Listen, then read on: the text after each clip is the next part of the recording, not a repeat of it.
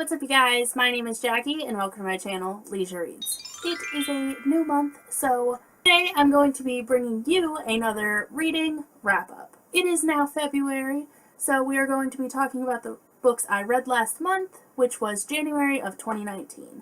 So let's get into the statistic. In the month of January, I read 4 audiobooks, 0 ebooks, and 2 physical books. These books made up 2,192 pages, split between 6 books, with the shortest book being 200 pages and the longest book being 593 pages. And my favorite statistic, 2 of these books were owned versus 4 that came from the library. The first book I read in the month of January was a reread for me of one of my favorite books of all time, and that is The Hunger Games by Suzanne Collins. So I'm rereading this book for the HungerALong readathon. I will leave a link to the Twitter page below. I gave this book, shockingly, 5 out of 5 stars.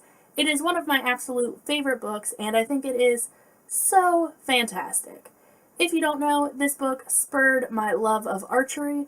I have a recurve bow, and it is the running joke between my husband and I that I am Katniss. If you don't know, this book follows Katniss Everdeen, who is a young girl living in the country of Panam. To show the loyalty to the capital, each of the 12 districts of Panam is required to have 2 children between the ages of 12 and 18 participate in what is called the Hunger Games. This is a game where these children are pitted against each other to the death until there is one victor. Katniss ends up being a tribute in the Hunger Games and has to fight for her life in the arena. I read these books when I was back in middle school or high school, and I fell in love. I love Katniss and her strength and ability to survive, and I absolutely adore Peeta. Rereading these books has been such a wild ride for me. I actually listened to the audiobook for this time around. It was amazing to see how much of the little details that I forgot that were left out of the movies, and it's always nice to revisit the books every now and then to see the differences from the movie to the book, and like most times, the book is better than the movie. The next book I read was a book for Peter's Book Club, which is a book club hosted by Peter from Peter Likes Books. I will leave a link in the description to the Goodreads page. It is open to absolutely anybody, but this year they are doing the Year of True Crime. I am super excited for this, and hopefully I will participate every month, and I will get to read 12 true crime books that I had not read before. This month's choice was The Stranger Beside Me by Anne Rule. How appropriate a pick this was, considering they're making a movie about Ted Bundy starring Zac Efron, and they just released a Netflix documentary about Ted Bundy as well. So this book kind of just kicked off the month of Ted Bundy information, I guess. So, if you don't know, The Stranger Beside Me is written by Anne Rule, who actually worked with Ted Bundy on, I believe, a suicide hotline, and they were co-workers who were also friends. This is a very unique perspective to tell this story from, with Anne Rule knowing him personally, and kind of her coming to grips with him being as monstrous as he was, but also knowing the other side of Ted Bundy, and her just trying to somehow merge these two together. This was obviously horrific in nature. Some of the things that Ted Bundy did were so hard to even imagine and were extremely hard to hear. I gave this book 4 out of 5 stars. I enjoyed this book as much as you can enjoy something as horrible as that, but I thought it was a really interesting perspective to read from, and quite frankly, creeped me out, because you never truly know who the people you are interacting with really are. And that's what was at the heart of this book, to me, was that Anne Rule thought this was just a normal, everyday guy. She was nice, she was friendly with him, and found out that he was this horrific serial killer. If you are interested in joining Peter's Book Club, the book for the month of February is In Cold Blood by Truman Capote. There is a live show at the end of every month, and all of that good information will be in the description below, so please consider checking it out and joining the group. It is a lot of fun to read all of these books and get to discuss them at the end of the month. The next book I picked up was another audiobook, and that was Bird Box by Josh Malerman. So I typically don't read that many horror books. I like to concentrate more on the thriller suspense side of things. But I decided to dive in and try this book out. I ended up giving it 3 out of 5 stars. It didn't really blow me away. This book jumps back and forth from present day and her past, which was a little bit confusing in the audiobook, just navigating between those two and trying to keep track of everything in my head. I did enjoy this book, I just didn't think it was anything revolutionary, and one of the main reasons I read it was so that I could watch this Netflix movie that everybody and their brother has been talking about, so hopefully I will get to that soon. The next book I read in the month of January was a highly anticipated thriller for me that I couldn't wait to get my hands on, and that was The Woman in the Window by A.J. Finn. I'm not going to talk about this too much on here. I have a non-spoilery review that I will link up above. Go check it out if you want to hear more about this book specifically. This book follows a woman, Anna Fox, who is a recluse and stays in her home, watching old movies and keeping track of her neighbors' comings and goings.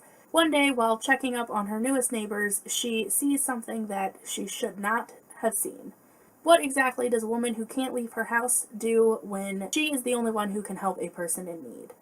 This book was very, very gripping, but personally it was also pretty predictable to me, so I ended up giving this book 3 out of 5 stars. Like I said, to hear a little bit more of what I thought specifically about this book, go check out my review on this book that should have been posted last week. The 5th book I read in the month of January was one of my 2019 most anticipated books, and that was In an Absent Dream by Seanan McGuire. I was so excited when my library emailed me and told me this book was in and waiting for me. I immediately rushed off to go pick it up and read the entire book in one day, mostly in one sitting. This is the newest edition in Seanan McGuire's Wayward Children series. It is book 4, and it follows Lundy, who is our main character, finding her world of the Goblin Market. This is hands down my favorite Wayward Children's book of the series. It took the spot from Down Among the Sticks and Bones, and I could not be happier with this book. I absolutely adored the Goblin Market. And when I first heard they were going to be discussing the Goblin Market, I was very intrigued because one of my favorite poems is Goblin Market by Christina Rossetti. So I was already intrigued by this book to find out if it was similar to the Goblin Market in this poem, or if it was something new that Seanan McGuire had come up with. Well, I found out when I first opened this book that, obviously, Christina Rossetti held some kind of influence for Seanan McGuire when she was creating this book. So that just kind of set the bar, and I was already excited to dive into it. The Goblin Market quickly became my favorite world of this series, and one that I understand so deeply that I feel like it would definitely be the world that I got pulled into. As always, Seanan McGuire has the same beautiful lyrical prose that she uses in all of these books, and throws in some incredibly deep and thoughtful quotes. I am glad to say that this is now my new favorite Wayward Children series book, and I am so excited that I finally got to read it. 5 out of 5 stars, and I highly recommend. The final book that I read in the month of January was American Street by E.B. Zaboy. I found this audiobook on Hoopla, so I went ahead and listened to it, which is allowing me to take this book off of my shelf and give me a little bit more shelf space. I really enjoyed this book, and I ended up giving it a 3 out of 5 stars. If you don't know, this book follows our main character, Fabiola, who, after leaving Haiti to come to America with her mother, ends up in Detroit with her aunt and cousins alone, as her mother was detained at the U.S. border. Fabiola now has to navigate this new life in America without one of the most important people to her. This book is a little confusing for me to talk about. I really loved this book, and I think that E.B. Zaboy did a great job in this book. I really enjoyed not only the character development throughout the book and how Fabiola had to go about making these hard, difficult decisions, and the little bit of voodoo that they threw in there as well. There is a main character who hangs out on the street near her aunt's house who has a bad leg, and they call him Leg Bad. This leads Fabiola to believe that this character is Papa Leg Bad, trying to warn her about her future and trying to steer her fate. I thought this was a wonderful part of the book, and honestly, I wish it was explored a little more, because when the book ends, you can take it one of two ways. You can take it that it is actually Papa Legba, or you can take it that he was just a normal guy with a bad leg. The problem that I had with this book is that I feel like it had too much going on for the length of the novel. I wish that they had either trimmed a little bit of it out or they had lengthened the novel. It was very good and captivating, and it held my interest. However, I do highly recommend this book, and if you have read it, I would love to hear your thoughts on it and your thoughts on Papa Legbad, as that was one of my favorite parts of the book, and I wish they would have explored that a little bit more. Those are all the books that I read in the month of January. It was a pretty solid reading month, as most of my ratings were 3 stars or higher, which is really fantastic for me. It means I'm not reading books that I could really care less about. I'm reading books that I enjoy at the very least.